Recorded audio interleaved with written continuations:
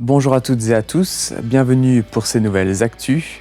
On commence tout de suite avec le sommaire de ce vendredi 21 mai. Depuis ce mercredi, les Français entrent dans la deuxième phase d'assouplissement des mesures sanitaires. Couvre-feu décalé à 21h, réouverture des musées, cinémas et autres centres culturels, mais aussi réouverture des commerces dits non essentiels et des terrasses, des bars et restaurants.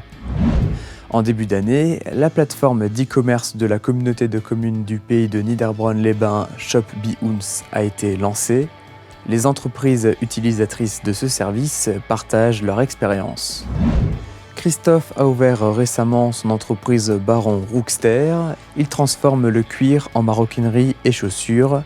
Dans son atelier, il nous explique le processus de fabrication. Près de 200 étapes sont nécessaires pour fabriquer une paire. Ça y est, vous pouvez retourner en terrasse pour manger et boire un coup. Depuis ce mercredi, les conditions sanitaires sont assouplies. La vie reprend son cours doucement. C'est le grand jour tant attendu, la réouverture des commerces et terrasses. Ce mercredi 19 mai, les magasins de chaussures, les magasins de vêtements, les magasins de jouets, les instituts de beauté, les horlogers, les bijoutiers et les casinos lèvent les rideaux. Le public était impatient. La Castine aussi ouvrait avec les premières séances de cinéma depuis longtemps. Une programmation qui va reprendre normalement. Juste la contrainte du couvre-feu là, de 21h qui oblige à un petit décalage des séances un peu plus tôt. Mais dès le 9 juin, on reprendra nos séances aux horaires normales. Donc ce qui veut dire du 14h30, 17h et 20h. Toute l'équipe de la Castine est très heureuse de pouvoir reprendre le travail, en espérant que ce soit pour longtemps. Les spectacles, eux aussi, vont reprendre avec les Diesels le 30 mai à 17h, la Flûte enchantée le 5 juin à 19h et Homme, un spectacle de danse, le 26 juin à 20h30. Côté restaurateurs, si l'ouverture est possible, ils sont nombreux à ne pas avoir fait ce choix. Ils préfèrent attendre le 9 juin que le couvre-feu soit encore repoussé à 23h. Il est passé à 21h depuis ce mercredi. Mais ils attendent surtout que la jauge des terrasses ne soit plus limitée à 50%. Quoi qu'il en soit, ils doivent appliquer un protocole de 1 mètre entre les tables, 6 personnes maximum par table, aucune consommation debout et respecter le port du masque bien sûr, mais l'envie de retrouver les clients est très forte. Voilà, on a des jolies terrasses, ça permet d'ouvrir. Et comme ça fait un moment déjà, on ne peut pas travailler, on fait seulement les emporter. Pour moi, c'est de retrouver des clients, les gens, de retravailler normalement. Et c'est ça qui fait le plaisir aussi d'ouvrir. Les restaurateurs sont tributaires de la météo, une autre contrainte de taille qui gêne les réservations en amont. La préfecture du Bas-Rhin a également autorisé les vide-greniers, puces et autres braderies aux brocantes.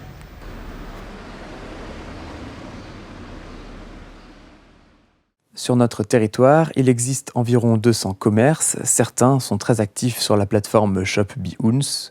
Ils se sont exprimés à notre micro pour donner leur ressenti et découvrir.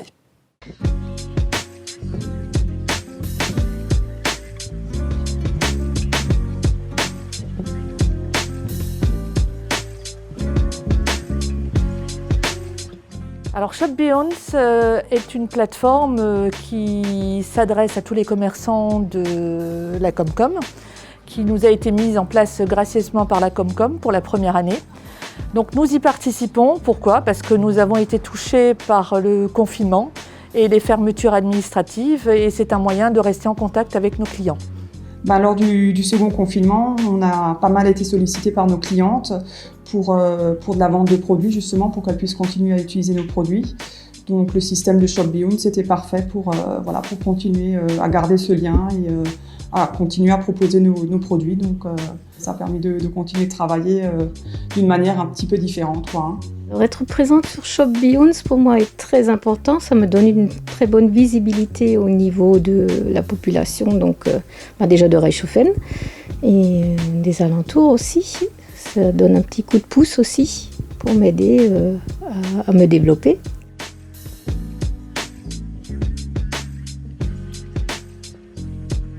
Ça permet de faire de la vente de produits, de faire découvrir des gammes de produits voilà, un peu plus originales, un peu différentes, et surtout dans le respect voilà, du bien-être des gens et de la nature surtout. Donc, voilà. Le Shop Beyonds m'apporte la visibilité. Comme je n'ai pas de magasin physique pour l'instant, je suis installée chez moi, donc ça me permet de me faire connaître donc, par le site Shop Beyonds. Ça permet de commander en ligne et de réserver ou alors de cliquer en disant, en le mettant dans le panier, comme un autre site marchand. Et s'il valide son panier, nous recevons un mail qui nous indique qu'il y a une commande dans le panier. Donc nous pouvons soit appeler le client, soit lui répondre par mail pour lui donner les disponibilités pour les tailles. Et le client passera récupérer sa marchandise ici au magasin.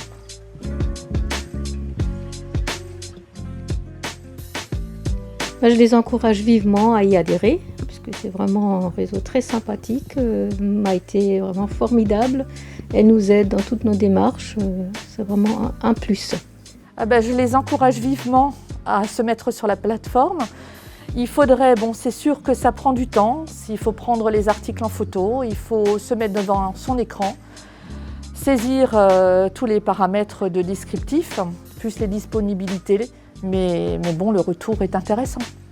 C'est un peu dommage parce que c'est une plateforme très sympa qui permet de faire découvrir plein de commerces autour de nous. C'est vrai que mettre une boutique en ligne en place, ça a quand même un super coût. Donc là, en fait, tout est disponible.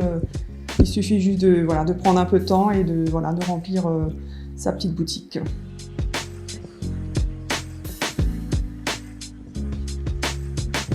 D'aller régulièrement sur shopbeyonds.fr et de regarder les nouveautés qui sont en ligne. Donc c'est répertorié par catégorie de produits. Ils peuvent surfer comme ils surfent sur n'importe quel site. Pour découvrir les beaux commerces qu'on a autour de nous nous soutenir aussi en ces temps difficiles. Donc le soutien local, un maximum, se serrer les coudes. Le client devrait passer sur Shop Beyonds parce que c'est un accès facile, à la portée de tout le monde, pour connaître donc les commerces de proximité, pour passer les commandes directement aussi.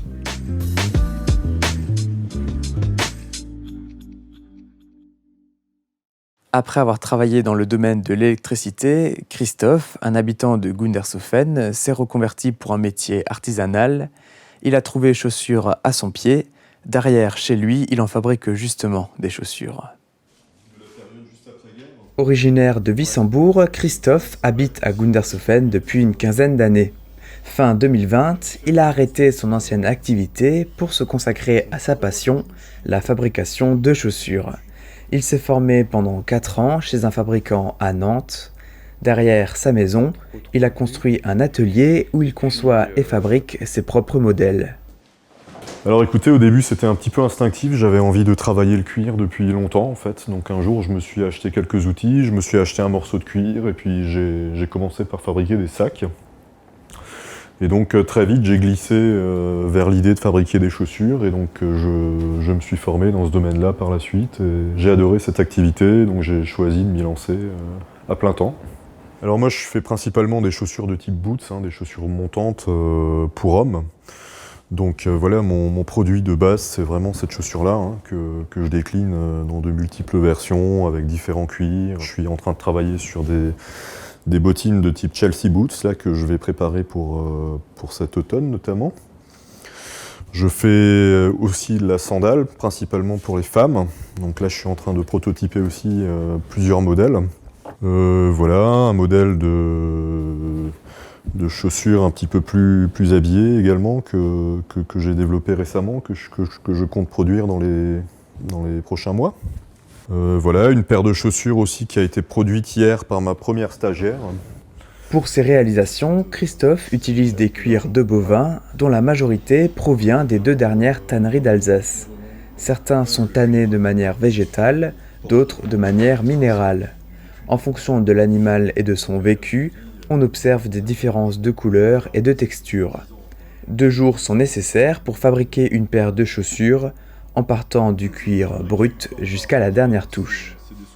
La réalisation d'une paire de chaussures artisanales comprend à peu près 200 étapes. Donc il y a tout d'abord la mise au point de la forme, puisqu'en chaussure tout part d'une forme. Donc initialement on fait fabriquer une forme par un formier, une forme en bois qui ressemble à ça. Ensuite il y a une phase de sélection des cuirs qu'on va utiliser. Les différents éléments sont découpés en fonction d'un patron. Les parties de la chaussure sont placées sur le cuir. Après avoir fait le marquage, les pièces sont coupées au tranché. Ensuite, le parage va permettre d'amincir les bords, puis vient une étape de couture avec le piquage. À l'issue, on obtient la tige. Concrètement, c'est la partie haute de la chaussure. Donc on va venir habiller la forme avec la tige. De cette façon-là, on va la fixer, on va la graffer. On va découper également ce qu'on appelle une première de montage. Donc c'est le premier élément sur lequel en fait, on va assembler les autres éléments qui constituent la chaussure.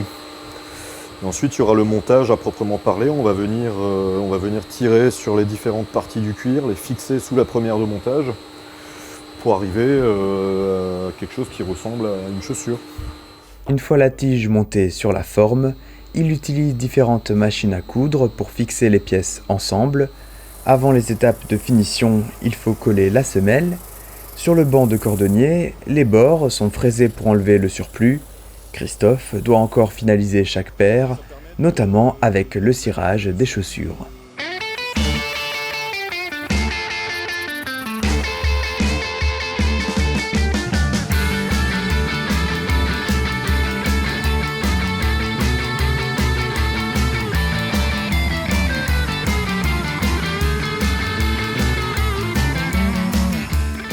Dans son atelier, ces machines sont achetées d'occasion car certaines ne sont plus fabriquées. L'ensemble représente un investissement de 30 à 40 000 €, un coût important certes, mais depuis, Christophe prend son pied. En plus de la réalisation de chaussures et de maroquinerie, il partage sa passion au public. Le temps d'un après-midi ou de 2 jours, les personnes intéressées peuvent mettre la main à la pâte et travailler le cuir avec lui lors d'un atelier.